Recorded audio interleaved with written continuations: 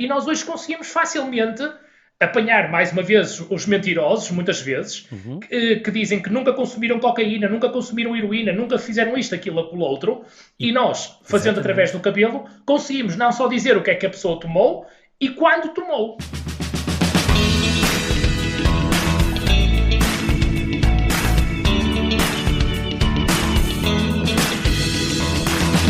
E meio ano depois, ei-lo que regressa Ricardo Diniz Oliveira, professor catedrático, perito forense, toxicologista e farmacologista, o tal que repetiu uma autópsia um século depois do crime e libou o alegado assassino da Rua das Flores, no Porto. Hoje o investigador tircense fala de temas tão variados como a utilização do cabelo no diagnóstico das violações, como consegue descobrir no nosso corpo o que comemos no último ano, o caso do desportista que acusou doping por ter comido leitão e do condutor que acusou álcool no sangue sem ter bebido. E perito toxicologista de nível mundial que é, o Ricardo ainda fala do Cocrodil, a maior droga já produzida, dos correios de droga que trazem no valor de milhões de euros droga no intestino, do consumo de drogas sintéticas a crescer nos Açores, ou, agora que estamos no tempo de férias e do calor, como tratar corretamente as picadas venenosas do peixe-aranha ou as queimaduras causadas por caravelas portuguesas. Olá Ricardo, e bem-ajas por ter aceitado novamente este meu convite diretamente do Porto. Bem-vindo de volta à Rádio Observador. Muito obrigado, João. Obrigadíssimo. É um grande prazer estar aqui a falar contigo, já sabes que sim, que eu gosto muito, tenho a grande admiração pelo teu trabalho, pela tua carreira e por este teu tom a explicar as coisas, às vezes coisas complexas e temas muito duros com o que tu lidas, mas sempre com uma voz de esperança e com descobertas que lhe animam e que combatem a banditagem e é ótimo o teu trabalho e é muito, muito importante. Vamos então, não vou lembrar porque já tivemos uma conversa antes, que tu querias ser astrónomo e na altura eu lembro que tu dizias que eu queria ir a Marte como Elon Musk, entretanto o Elon Musk já não se portou tão bem e portanto não sei se mantens esse ídolo. Não, eu mantenho o interesse de ir a Marte, mas não tenho o Elon Musk como ídolo. Muito bem, estamos aqui a falar também falaste da Academia das Ciências Farmacêuticas, tu és académico correspondente desta academia, professor catedrático, vamos falar também do One Health, ainda vamos ter tempo a falar disso com certeza, e concretamente hoje, eu acho que era giro começar, até falhares uma sugestão tua, deste síndrome da autocervejaria, da fermentação intestinal, este SFI, ou Auto-Brewery Syndrome, que é uma das maiores descobertas forenses nos últimos anos. Então, o que é este síndrome que já permitiu pessoas apanhadas a conduzir com álcool, afinal serem ilibadas porque não tinham bebido um único copo de álcool, de vinho? Como é que isto é possível? É verdade, João. Olha, dou-te os parabéns que fizeste um bom trabalho de casa. Muito obrigado. E então, o que é isto? É quando muitas pessoas nos aparecem regularmente no hábito forense, eles vêm sempre com... E então, todos me aparecem e o protótipo do indivíduo que nos aparece à frente é ele nunca bebeu. E eu juro que nunca bebi, nunca tomei um copo de cerveja, nunca bebi álcool, nunca bebi nada. Mas, a certa altura, as histórias começam a sentir-se como verdadeiras. E há indivíduos que têm prova testemunhal, com quem almoçaram ou jantaram, e as pessoas com quem conviveram atestam que ele não tocou em álcool. E eu, a certo dia, vou contar como é que isto tudo nasce e faz revolucionar o mundo de uma forma global. Um indivíduo aparece com uma taxa de crime acima de 1.2 de acordo com o nosso ordenamento jurídico e, mais uma vez, jurando a pé juntos que não tinha bebido.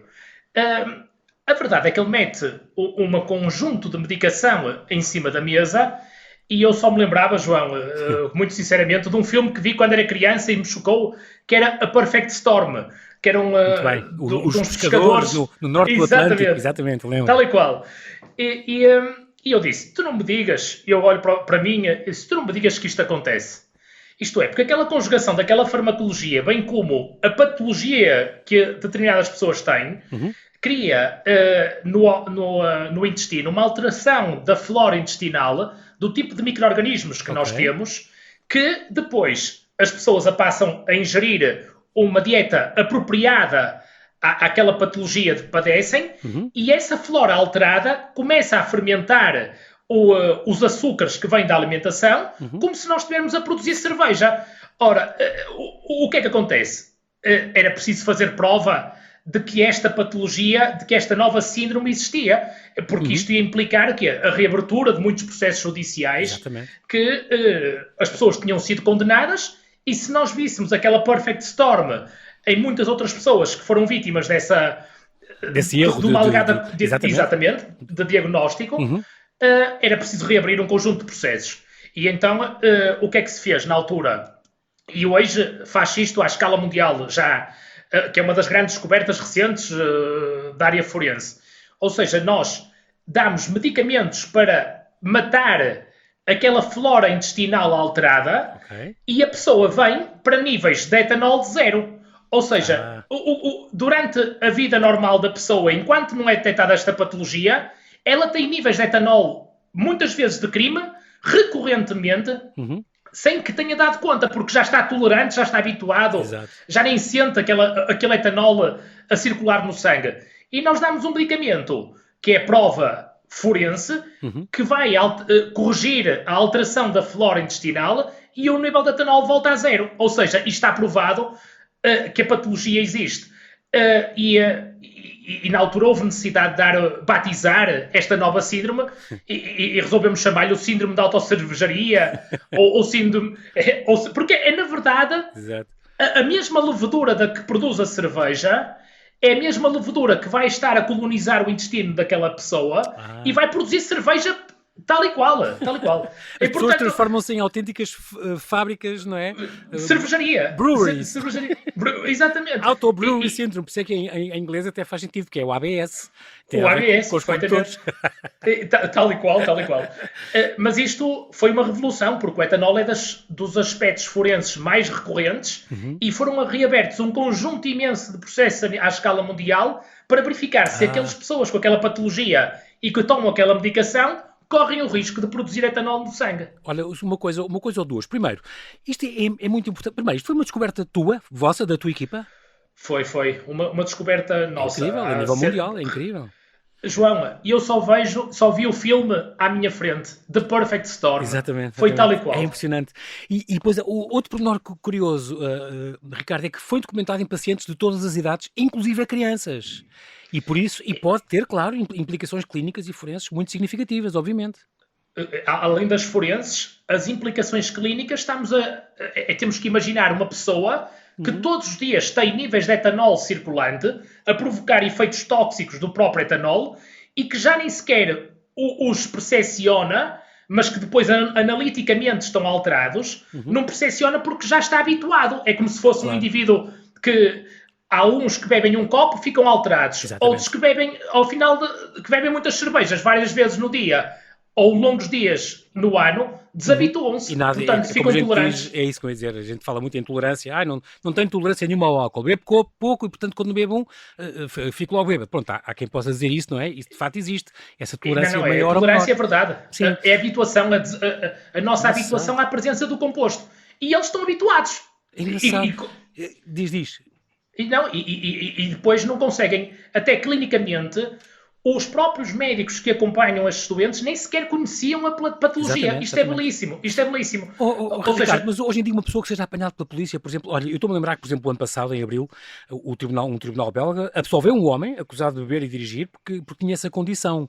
E esse quadro clínico foi confirmado por 3 médicos. Mas já há 4 anos aconteceu isso aqui em Portugal. Houve um condutor que foi interceptado na A1 pela GNR, estava a conduzir sob o efeito do álcool, fizeram-lhe o teste, tinha 1,482 gramas de álcool por litro de sangue. Ele afirmou que só tinha bebido a pé juntos um copo de vinho, e o resto do corpo é que tinha produzido. E ele foi encontrado imagina, a polícia, a GNR, apanhou a 20 km por hora na autoestrada, sem um pneu, só na jante, a tentar chegar à área de serviço de Santarém, porque aquilo estava tudo mal e tinha que reparar o carro. Foi parado, foi visto, foi feito o teste, perigosíssimo, e de facto teve depois a provar medicamente. A pessoa, na altura, quando é apanhada pela polícia, não tem maneira de provar isto. Não há nenhum teste imediato, não há nada que se possa pôr no... Não, porque etanol, seja ele vindo de fora, ingerido exogenamente ou produzido pelo próprio organismo, é etanol. A molécula é a mesma. Sim. Ou seja, é indistinguível. Okay. Mas esta condição que é uma condição fisiológica, Uhum. patológica, tem que haver uma conjugação de muitos astros. Sim. Ou seja, um deles, tipicamente, tem que haver uma patologia de base, que é a doença de Crohn, que é uma doença inflamatória intestinal. Exatamente. Ou seja, isto não aparece, não pode ser invocado. Claro que agora, depois destas publicações científicas, destas descobertas, claro que muita gente vem invocar a tentar safar-se, não é? Exatamente. Mas isto tem que haver uma constelação desde medicação específica e patologia de base que não é possível ser fabricada. Pois. Porque a pessoa ou tem ou não tem. Há muitas coisas que podem potenciar isto, não é? Esta alteração na macrobiota pode a pessoa ter tal doença de Crohn ou certos casos de diabetes ou o uso de antibióticos, ou uma alimentação muito rica em carboidratos, açúcares, um desequilíbrio nesta flora intestinal. Estas coisas todas podem potenciar isso, não é? Não, é verdade. É incrível. Porque a flora, no fundo, vai fazer o quê? Fermentar os açúcares. E a fermentação do açúcar resulta na produção de etanol. É incrível. Muito bem, então pronto, apanhámos pessoas completamente bêbadas, com sinais de, no entanto, sem terem, até crianças, sem terem bebido uma gota de álcool. Isto é possível e é o próprio corpo que se transforma numa espécie, daí o síndrome da autocervejaria, é um nome que eu adoro, tal e qual. De facto, para isto. Agora vamos falar de cabelos, Ricardo, vamos a isso. O nosso cabelo cresce em média 1 centímetro por mês e se formos analisar o cabelo setor a setor, é possível fazer esta identificação e uma das coisas que o cabelo nos ajuda e que nos revela é o que é que a gente comeu e tu consegues saber, tu apanhas mentirosos assim, consegues saber o que é que a pessoa comeu no último ano. Como é que isto é possível, isto ficar no cabelo? Não, é porque o cabelo, tal como é a urina, o suor, as lágrimas, é uma via de excreção biológica. Sim. Ora, o que é que nós, em meados de 2015, e hoje passou a ser rotina, porque é uma amostra em si complexa de analisar, não é tão fácil como a urina, o sangue, porque são fluidos. Sim. O cabelo é uma amostra muito mais complexa. Ou as unhas, não é? Também dá. Ou as unhas. As unhas e o cabelo têm o mesmo interesse do ponto de vista diagnóstico, que é o que é que acontece? Permite análise retrospectiva. Desde que o cabelo não seja cortado, ou as unhas não sejam também cortadas, nós conseguimos analisar tudo aquilo que foi feito, recuar no tempo. Análise retrospectiva. Isto é, o cabelo, andamos à volta de 1 centímetro por mês, isto é, cada centímetro do cabelo vai nos dizer o histórico daquela pessoa no mês X. Imaginemos, se eu hoje cortar o cabelo a alguém e o segmento 1 centímetro próximo da cabeça corresponde ao dia 24 de julho a 24 de junho. Exatamente. O outro é 24 de junho a 24 de maio. E andamos para trás. Ou seja, e nós hoje conseguimos facilmente apanhar, mais uma vez, os mentirosos, muitas vezes, que dizem que nunca consumiram cocaína, nunca consumiram heroína, nunca fizeram isto, aquilo, aquilo outro, e nós, fazendo através do cabelo, conseguimos não só dizer o que é que a pessoa tomou e quando tomou. É impressionante. Mas como é que guarda moléculas, sei lá, do que tu comeste? Como é que isso é possível? Como é que sabes que eu comi berinjelas há 3 meses? O cabelo diz isso? Não, atenção, o cabelo em si é uma amostra complexa e desde então que nós começamos a introduzir o cabelo no diagnóstico clínico e forense, temos aumentado a quantidade de substâncias passíveis de ser analisadas. Nós, neste momento, o cabelo praticamente serve do ponto de vista diagnóstico para provar ou não que a pessoa consumiu drogas de abuso, substâncias psicoativas ou metais pesados. Estas são as grandes indicações. E dentro dos consumos de ilícitos, a grande aplicação do cabelo é para as drogas da violação. Ou seja, que é um dos problemas que nós temos assistido agora muito regularmente nos meios de comunicação social. As drogas predadoras, este género? As drogas predadoras. São mais de 50, são muitas, pois. Os GHBs e os óxidos nitrosos e as ketaminas e não sei quem, não é? Tal e qual. Isso mesmo. E são substâncias. Ficam resíduos. Só que na manhã seguinte, por exemplo, se uma vítima é agredida sexualmente porque ingeriu um copo contaminado com uma determinada droga predadora. Uma noite, são 8 horas, um pouco mais. Na manhã seguinte, as amostras que nós temos à disposição a nível hospitalar e a nível forense, como a urina e o sangue, ou o soro ou o plasma, são amostras clássicas, as substâncias já desapareceram. Pois, porque elas degradam-se, elas têm um tempo de semivida muito curto, não é? 2 a 3 horas desaparecem. Exatamente. E elas desaparecem muito menos do que dura uma noite. Claro. Ou seja, e nós depois, o que é que nós tivemos que desenvolver? Alternativas para que 10 horas depois da agressão sexual, ou até um dia, 2 dias, ou até aquelas pessoas que só nos visitam 2 meses depois, porque até lá tinham a vergonha, naturalmente, claro. O constrangimento e o preconceito social. Claro. Depois consciencializam-se e procuram provar que foram, de facto, molestadas exatamente, sexualmente. Com este tipo sexualmente através e com a desse, exatamente, foram seduzidas e convencidas com esses produtos que puseram no copo, sem elas verem, por exemplo. Exatamente. E foi preciso então desenvolver tecnologia para andar para trás no tempo. Okay. E assim o cabelo responde hoje como a única, juntamente com as unhas, a única alternativa que nós temos para retrospectivamente provar o que a pessoa consumiu, nem que seja um ano e meio atrás. E portanto o cabelo, nesses casos, analisando assim, Ricardo, o cabelo dá conta de que a pessoa tomou essas substâncias, consegue ainda saber? Sem sombra de dúvidas. Sem sombra de dúvidas. Então é a única safa para muita gente. Então. Porque as substâncias são... Nós dentro do cabelo, a parte que está intracapilar ainda está dentro do couro cabeludo, está em contato com o sangue. E então as substâncias que tiveram no sangue passam para o cabelo em crescimento e depois vem para fora. Ao sair exatamente, sai quando com o pelo sai do couro cabeludo, digamos assim, e portanto exatamente. Aí já fica cá fora protegido e já não tem contato com o sangue e portanto aí fica um registro, digamos assim. O registro, é um fingerprint. Exatamente, incrível. E agora eu lembro-me, de facto também há estes químicos eternos, é uma coisa que eu aprendi contigo, como o caso do PFOA, portanto este ácido perfluorooctanoico, pronto, que é uma coisa que se usa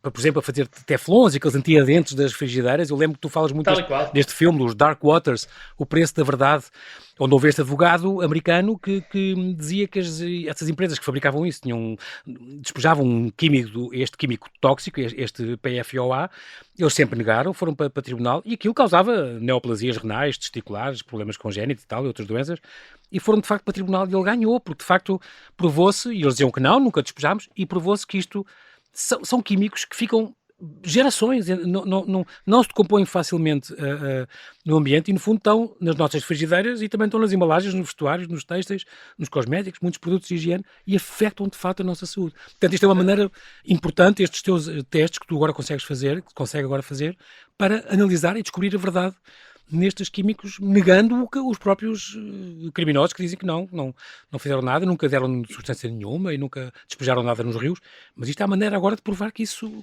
foi verdade. Agora, nós conseguimos cada vez fazer mais com menos. Exato. E a verdade é que essa questão dos químicos eternos e dos PFOAs nas frigideiras antiaderentes, e eu acho que é um dos maiores podres da nossa sociedade recente. Sim. Nós contaminamos o ecossistema com químicos que vão durar gerações. Têm tempos de semivida gigantes. Pois é. São de difícil degradação no ambiente e vão provocar patologia de difícil estabelecimento de nexo de causalidade. Exatamente. Isto é, a patologia vai aparecer décadas depois e nós não vamos saber a origem. Claro. Mas faz lembrar um bocadinho aquela coisa também dos gases, que por causa do buraco do ozono houve essa campanha grande para acabar com esses gases que emitiam os frigoríficos e esse género de coisas que portanto, pode ser que com isto também haja uma campanha para ver se consegue fazer isso. Ricardo, deixa-me só voltar à conversa já aqui um bocadinho, deixa-me fazer uma pausa muito rápida, está bem? Obrigadíssimo. Até já. Até já.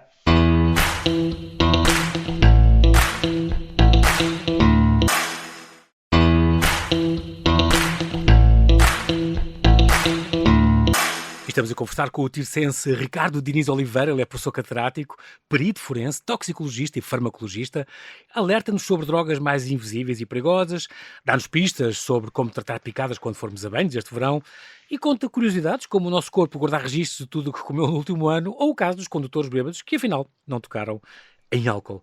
Estamos a falar, Ricardo, destas drogas predadoras, era o que estávamos a falar agora, são já há mais de 50, provocam esta amnésia anterógrada, é uma coisa que também aprendi contigo, que é uma amnésia que afeta a capacidade de formar novas memórias. Portanto, estas pessoas vão providas com estes GHBs ou ketaminas, ou o que for, põe nos copos de uma rapariga ou assim que queiram seduzir, contra a vontade, queiram molestar, elas depois bebem aquilo sem saber e de facto aquilo afeta a capacidade de criar memórias recentes. As pessoas, só as coisas recentes é que depois não se vão lembrar como é que lhes aconteceu, não é? É aquilo que normalmente o predador procura, Exato. que é, no fundo, incapacitar a vítima, torná-la prostrada, torná-la depressiva, se possível a dormir, e depois que não se recorde Exatamente. e que não se recorde do evento. As perguntas que às vezes são colocadas foi homem ou mulher que a violentou, e ela não sabe, porque tipicamente são vítimas de sexo feminino. Porque estas substâncias, como tu disseste muito bem, é contigo, João, tu andas a fazer um trabalho de casa.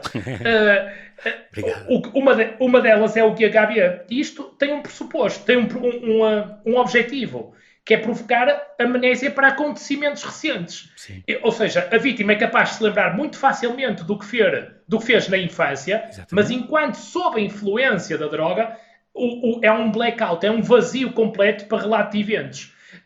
E agora, ao bocadinho nós falávamos, e agora conjuga-se, ainda vai-se perceber melhor, que como ela tem um vazio da aquisição de memória, ela demora muito tempo a consciencializar-se que terá sido agredida sexualmente. E o tempo aqui é perda de prova. Quer dizer que na manhã seguinte ela nunca aparece para ser periciada, porque nem se deu, consciencializou do que é que foi vítima. Exatamente. O que lhe aconteceu. E então o tempo passa e as amostras, os compostos do organismo vão desaparecendo, só temos que nos socorrer de cabelo e unhas que nos permitam andar para trás no tempo. Exatamente. O que é que nós fazemos? Muito rápido, João. A vítima, com toda a sintomatologia clínica, prevemos que aquilo é condizente com a exposição a drogas típicas predadoras incapacitantes e que provocam o tal blackout. Nós temos um protocolo que mandamos a vítima para ser feita a colheita da amostra 2 meses depois da agressão sexual. Porquê? Porque o cabelo já saiu cá para fora e então nós já podemos cortar e já podemos ir analisar o segmento correspondente ao mês da violação. Incrível o que já se consegue fazer. É impressionante. Consegue-se fazer muito com o cabelo, João. E com o teu trabalho, não, e com tudo tu já consegues e que vocês investigam, a tua equipa extraordinária e tu, Ricardo. Para mim, o principal de tudo, para nós, é a curiosidade de saber destas técnicas de CSI, digamos assim, que vão aprimorando e que tu próprio vais inventando muitas, o que é muito bom. E depois, para mim, é a satisfação de saber que há justiça a ser feita. Portanto, há coisas que passavam incólumes e eram inimputáveis e agora as pessoas sabem que não é, e as coisas a verdade está a ser reposta e as pessoas estão a ser accountable, estão a ser responsáveis pelo que fizeram e estão a ser apanhados criminosos, às vezes, que foram há 1, 2, 3 meses atrás e que achavam que tinham estavam safos, exatamente. Isto dizia este Alexander Knappers, que é este forense holandês, não é? Que chefia o grupo de trabalho dos peritos forenses de ADN da Rede Europeia de Institutos Forenses, que é um teu colega que costuma dizer isso. O crime perfeito não existe. Isto é verdade? Também achas isso? Eu acho que ele não existe em determinada era. Isto é, daqui a uns anos, com a evolução científica e tecnológica que estamos a assistir, de certeza que nós vamos conseguir olhar para trás no tempo e vamos conseguir a solução. Ou seja, olhando para aquilo que nós temos no presente, o crime pode ser perfeito. No futuro, ele vai ser desmascarado. Exatamente. Há sempre essa esperança, ainda bem. Agora, eu acho que sim. Há outro caso extraordinário também, Ricardo, que é este atleta que acusou doping positivo só porque não tomou nada, não se injetou nada, não tomou nenhuma substância estranha, apenas teve uma almoçarada de leitão e então acusou doping e ia sendo desclassificado. Porquê que isso pode acontecer? João, isto é uma das consequências mais negativas estranhas da evolução científica. Isto é, nós agora cada vez conseguimos encontrar mais o invisível. E depois começamos às vezes a interpretar aqueles resultados de uma forma muito cega. Isto é, eu hoje consigo detectar níveis hormonais tão baixos, que eu já tenho que ser obrigado a perceber qual é a significância daquele resultado. Ou seja, aquilo acaba muitas vezes por ser um artefacto, é um falso positivo. Sim. Aquilo está lá, mas não significa necessariamente que a pessoa o tomou. Ou seja, e concretizando, uma das substâncias mais tipicamente utilizadas em doping são hormonas anabolizantes. E nós usarmos muitas vezes hormonas também no próprio crescimento animal. Ou seja, são promotores do crescimento animal. Exatamente. Ora, com as técnicas analíticas que nós temos, que encontramos quantidades cada vez mais ínfimas, ficamos ali no borderline entre a alegada administração ilícita por parte da pessoa, neste caso do desportista, ou a exposição involuntária vindo da alimentação. O que é que nós provamos? Que, neste caso, um desportista de alta competição tinha resultados positivos a hormonas esteroides, mas que aqueles níveis eram resultantes da ingestão, coincidentes temporalmente, com a ingestão de leitão da mielhada. Ok. Ou seja, são os artefactos. Às vezes as coisas parecem que são uma coisa, mas na verdade são outra, que é uma consequência, digamos, que obriga do perito um olho clínico mais aprimorado. Exato. Para perceber a significância daquele resultado.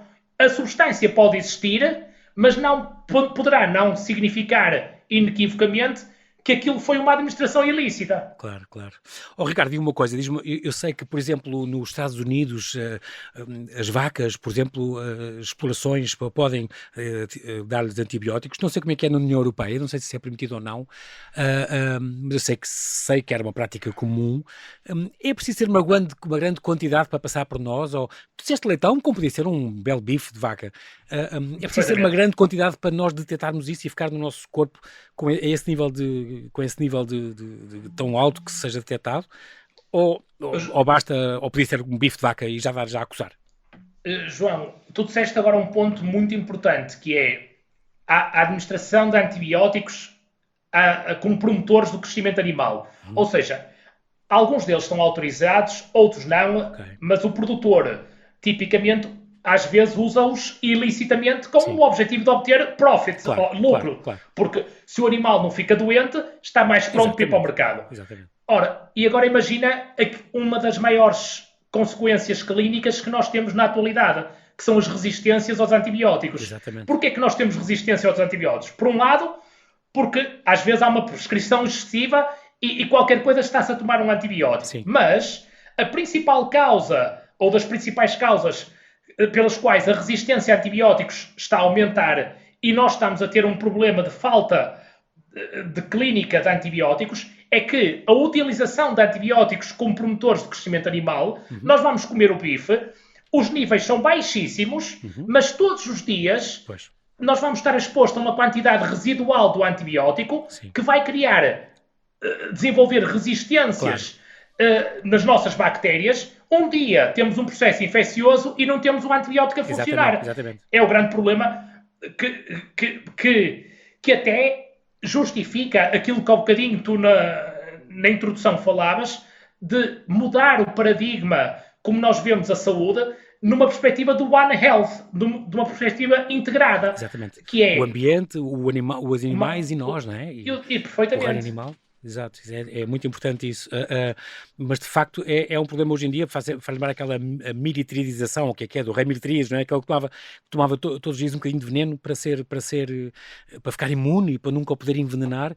E acabou depois por morrer do próprio tratamento, porque não conseguiram debelar uma infecção que ele teve. E isso aconteceu, mas de facto é um bocado este problema, que nós com os frangos comíamos antibiótico, não sei o quê, por isso é que hoje em dia os médicos e mesmo os pediatras estão muito desaconselhados, só em último caso é que se receitam antibióticos por causa disso. E faz sentido. Nós habituámos e desenvolvemos essas defesas, e claro que os micro-organismos vão arranjando mais força e maneiras de contornar isso cada vez mais, não é? Para se agarrarem aos parasitas.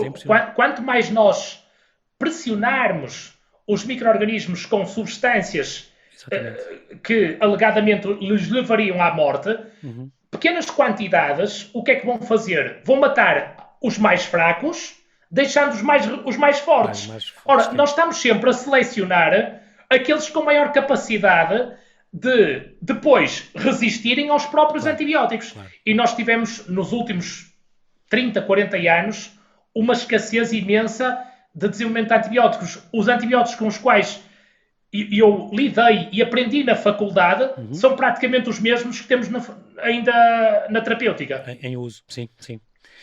Há outra coisa agora dentro da tua área também, da área forense, que é isto, acertar na hora da morte. Houve um crime, houve uma morte, já se consegue, é uma coisa que a gente também se lembra das séries, que aparecia isso. De facto, como tu dizes, isto é o santo grau das ciências forenses. Tu agora tens um método que permite erros de menos de uma hora. Era uma coisa, às vezes, morreu ontem ou hoje, a pessoa que aparecia morta, não se consegue saber bem, foi não sei quando, há um dia ou 2 ou 3, não se tinha uma certeza. Pessoas que morreram e se descobre só uns dias depois, infelizmente com a solidão, hoje acontece cada vez mais. Mas tu já tens entretanto as coisas desenvolveram-se e já tens um método que permite, em menos de uma hora, saber quanto é que a pessoa... Isto de facto, é descobrir o santo grau na área da ciência forense. Nós chamamos-lhe o santo grau porquê? Porque, tipicamente, quando estamos em tribunal, em audiência, a primeira coisa que o juiz quer saber é se ele morreu há 10 horas, 10 minutos e 10 segundos. Ora, estas coisas ainda não são possíveis, mas estamos a aproximar para lá. E também porque é que é o santo grau? Porque é muito difícil de nós darmos um resultado tão objetivo como o magistrado está à espera. Porquê? Porque o cálculo da hora da morte é largamente influenciada por múltiplas variáveis. Sim. Desde a temperatura, o tempo que medeia, a terapêutica que a pessoa fez. Olha, por exemplo, se ela tomou antibióticos, a hora da morte vai estar atrasada. Ou seja, ele vai demorar mais tempo a decompor. Sim. E, portanto, vai criar um artefacto, vai enviesar a nossa forma de interpretar. Por isso é que é o santo grau, porque como é influenciado por tantas variáveis, é muito difícil lá chegarmos. E nós, desde meados de 2010, 2012, João, nada cresceu tanto em termos científicos como a área forense nos últimos anos. Também um bocadinho a reboque das séries televisivas que impulsionaram uma quantidade de investigadores e professores. Há um mérito das séries televisivas. Claro. Mas a ciência que veio para a área forense foi brutal. E nós hoje, o que é que nós temos desenvolvido? Métodos que nos permitem analisar alguns biomarcadores, algumas substâncias na própria vítima mortal, no cadáver, e nós, com isso, analisando esse conjunto de substâncias, desenvolvemos um modelo matemático que nos permite dar erros num período temporal, digamos, até aos 3, 4 dias, porque é o tempo mais comum de vítimas mortais que não são presenciadas. Exatamente. Nós aí conseguimos já reduzir a erros de aproximadamente 1 hora ou até menos. Claro que, de repente, há coisas que podem enviesar. A vítima mortal esteve no pico do verão, no meio do Alentejo, isto tudo está acelerado. Ou está no pico da Serra da Estrela, no inverno, e está retrasado. Claro. Congelou um pouco. Criogenia. Atrasa a decomposição cadavérica e, portanto, os modelos começam a entrar em algum conflito, exatamente. Mas nós aproximamos-nos sempre para a verdade. Estamos agora no verão e para falar um bocadinho do peixe-aranha e da caravela portuguesa, porque há maneiras de tratar que são incorretas, isto acontece cada vez mais, e então a caravela, tu dizes, há centenas, não se via muito nas nossas costas, mas tu próprio dizes, por causa das alterações climáticas, começa-se a ver cada vez mais, e já estão a dar às centenas, e é de facto a mais perigosa alforreca da nossa costa, a caravela portuguesa, é tão bonita quanto perigosa. Mas, de facto, quando se agarra com estes, e pode ter mais de 20 metros, estes tentáculos muito compridos, que se agarram e que tem esta coisa urticante que provoca estas queimaduras. O que é que a pessoa deve fazer? Isto aconteceu, por exemplo, com uma convidada minha aqui também, quando tu estás, fazia nadadora de série, de profundidade, de muito tempo, e de muitas grandes áreas, e, por exemplo, Lisboa, numa travessia de Lisboa-Berlengas, imagina. Lisboa não, de Peniche-Berlengas, e, portanto, a atravessar, e durante o mar foi toda picada nas pernas por uma caravela portuguesa, se cruzou, e ela não viu. Cá está. Mas o que é que a pessoa deve fazer quando sentir estas queimaduras e estas alforrecas lindíssimas, mas que são muito perigosas? É um são veneno, lindíssimas. Não é? João, e eu entrei um bocadinho nisto, até por vivência pessoal. Então. Há um local para mim, que é tranquilizador e reconfortante da energia, claro. É os Açores. Claro, é onde tu vais sempre. Sim, já tinhas falado isso com a família toda, sim. Perfeitamente. Na terceira. E eu, ao longo destas últimas décadas, que vou todos os anos para os Açores, e se Deus quiser, lá para a semana estarei. Boa. Ao longo destes últimos anos, tenho sempre visto um aumento brutal da população daquilo que eles chamam águas vivas, caravelas portuguesas, e foi assistindo, além do aumento resultante do aquecimento global, alguma imaturidade e até um conjunto imenso de mitos populares de como tratar corretamente estas queimaduras, que começam a ser muito incapacitantes, porque já tem casos mortais por queimaduras do próprio chicote da caravela portuguesa, porque aquilo pode desenvolver uma reação anafilática e até muito grave. E um dos mitos é verter urina na zona da queimadura. No peixe-aranha também há quem diga que isso fazia bem. Exatamente. São os mitos. E às vezes as pessoas confundem caravelas portuguesas, pensam que depois dá para adaptar ao peixe-aranha e vice-versa. Mas há aqui, para os ouvintes que nos estão a ouvir, ficam aqui duas leis importantíssimas. Para a caravela portuguesa, nós devemos usar vinagre.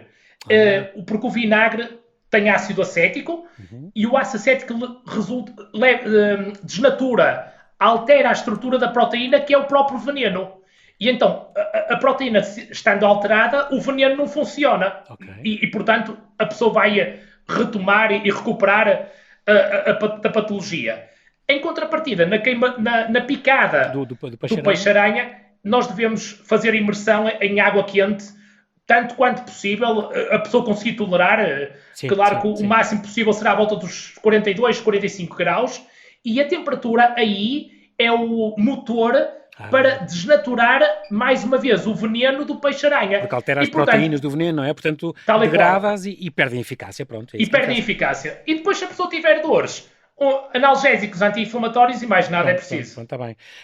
Eu acho que o mito da urina era um bocadinho por ser uma espécie de água quente, não é? Mas só que a urina tem na temperatura do corpo 36, 37 graus, não é? Não chega lá. E tu dizes, o ideal é entre 40 e 45 graus, é o ideal, portanto, água mais quente.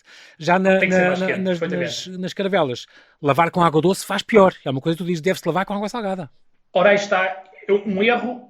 Ainda bem que recordaste isso, porque é mesmo muito importante.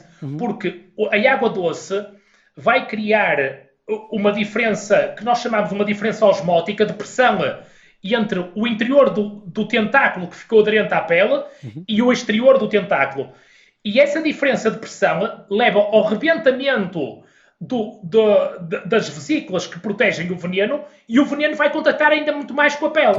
Ou seja, a água doce é completamente contra a natura, contraindicada. Exato. E há uma coisa aqui, só uma última recomendação aqui, que é, no caso, por exemplo, do espinho, portanto, os peixe-aranha têm 5 ou 8 espinhos nesta barbatana dorsal, estes espinhos venenosos. No caso de um espinho ter ficado no pé, tirar com uma pinça, não mexer. Tu dizes sempre, porque o veneno passa para as mãos, obviamente. Ao passo que os tentáculos os tentáculos da caravela portuguesa, se o tentáculo ficar agarrado, também terá cá uma pinça, porque mesmo mortas ou usar luvas, e mesmo com os tentáculos separados e mesmo mortas, continuam venenosos. O veneno continua lá. Tem que ter muito a proteína mantém alguma estabilidade e a proteína é o próprio veneno. Olha, Ricardo, o nosso tempo desapareceu, que eu já calculei, imagina. Mas eu queria te perguntar uma coisa. Esta questão vai ser um livro em breve, e saiu também um artigo vosso numa revista internacional sobre a reforma do sistema pericial. Saiu este livro sobre a reforma do sistema, ou não? Já saiu o livro e agora vai sair já saiu também um artigo numa revista internacional. Isto vem um bocadinho da vivência da minha relação com a área clínica e forense. Ou seja, nós quando olhamos... Eu gosto de observar a sociedade e gosto de tentar resolver problemas da sociedade. E há um bocadinho falámos de justiça. Nós temos observado que a sensação de injustiça, muitas vezes não ressarcida às pessoas, cria um conjunto de patologias anexas, depressivas, colesterol, diabetes. Portanto, nós temos que criar a sensação de justiça. E olhando para a sociedade, há 3 grandes pilares para mim. A própria educação, a própria saúde e o direito. e o direito precisamos de levar a ciência para tribunal. E isto foi o que me moveu no início da minha carreira. Começar a introduzir a área científica dentro dos tribunais. Porque a ciência poderá ajudar a esclarecer questões judiciárias com muito maior robustez. Exatamente. E, portanto, este percurso, que nasce de uma forma natural, quase involuntária, dei conta que ao longo da vida foi-se transformando num próprio projeto de investigação, que é ajudar a levar a ciência a tribunal. E é o que tens conseguido. E chegou um ponto. Exatamente. Este trabalho é muito importante, tens desenvolvido. Ricardo Diniz Oliveira, nós temos que ficar por aqui, mas... Obrigado, João. Olha, mas combinamos uma próxima conversa para falar de todo o tema das drogas, que é bastante grande e que tu também és especialista. Fica combinado? Está combinadíssimo. Um grande abraço. Muito obrigado pelo convite. Vá, obrigado. Obrigado, João.